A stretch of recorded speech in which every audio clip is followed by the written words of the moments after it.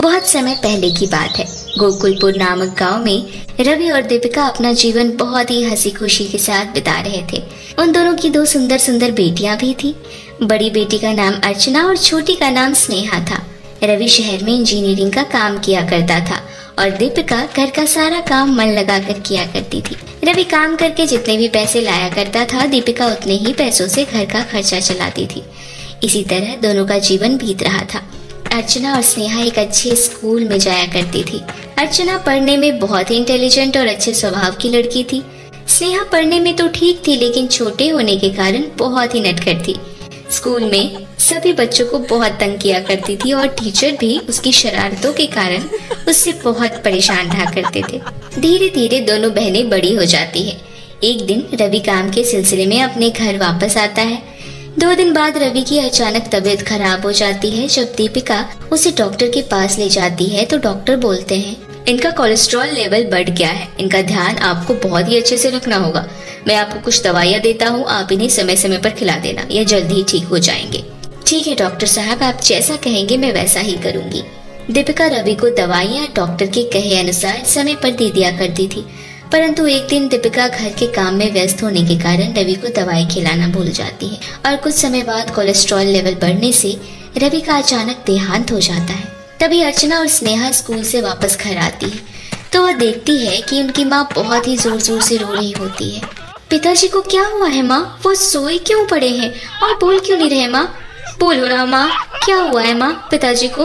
अब तुम्हारे पिताजी इस दुनिया में नहीं रहे बेटा, अब हमारा क्या होगा? इतना सुनते ही दोनों बहनें भी बहुत जोर जोर से रोने लगती हैं और अंत में रवि का अंतिम संस्कार कर देते हैं। कुछ समय तक तो रवि के कमाए हुए पैसों से घर चलता है, परंतु जब सारे पैसे खर्च हो जाते हैं, घर का खर्चा चलाने के लिए दीपिका काम ढूंढती है, परंतु दीपिका को कोई काम नहीं मिलता। कोई बात नहीं माँ, आपको काम नहीं मिला तो क्या हुआ, कल मैं जाऊंगी काम ढूंढने। वैसे भी अब आपकी उम्र हो गई है, आपकी उम्र अब काम करने की नहीं रही। अर्चना अगले ही दिन काम ढूंढने के लिए घर से निकल जाती है और एक पार्लर में जा पहुंचती है। अर्चना को काम ना आने के बाद भी पार्लर वाली उसे समझदार और होशियार के कारण उसे काम पर रख लेती है और उसे महीने के 10,000 दिया करती है। धीरे धीरे अर्चना पार्लर का काम करना सीख जाती है। अर्चना को अब पार्लर का सारा काम आ जाता है और अब वह पार्लर की दुकान खोलने की सोचती है। माँ, क्यों ना मैं अपनी ही पार्लर की दुकान खोल लूं, तो मुझे पार्लर का सारा काम करना आता है। हाँ क्यों नहीं मेरी प्यारी बेटी, जरूर तुम खोलो एक दुकान और अब स्नेहा को भी पार्लर का काम सिखा देना। ठीक है माँ। अर्चना और उसकी माँ अगले ही दिन पार्लर का सामान ले आती है और दुकान खोल लेती है। उसी दिन ग्राहक भी अर्चना के पार्लर में काम कराने के लिए आते हैं। अर्चना के काम अच्छे तरीके से करने के कारण ग्राहक दोबारा अर्चना के पास ही वापस काम कराने आते हैं। एक दिन स्नेहा घर पर बोर होने के कारण पार्लर चली जाती है। अर्चना पार्लर के बाहर फोन पर बात करने में व्यस्त होती है। तभी स्नेहा पार्लर में आए ग्राहक से पूछती है, आपको क्या काम कराना है मैडम? मेरी कल शादी है, मुझे अच्छा देखने के लिए आप मेरा एक अच्छी क्वालिटी का फेशियल कर दीजिए। स्नेहा नटखट होने के कारण ग्राहक का फेशियल करने लगती है। ठीक है मैडम, आप अपनी आंखें बंद कर लीजिए और मैं जब तक ना बोलूं तब तक आंखें मत खोलिएगा। स्नेहा के इतना बोलते ही ग्राहक अपनी आंखें बंद कर लेती है। स्नेहा ग्राहक के आंखों पर कटे हुए खीरे के स्लाइस रख देती है।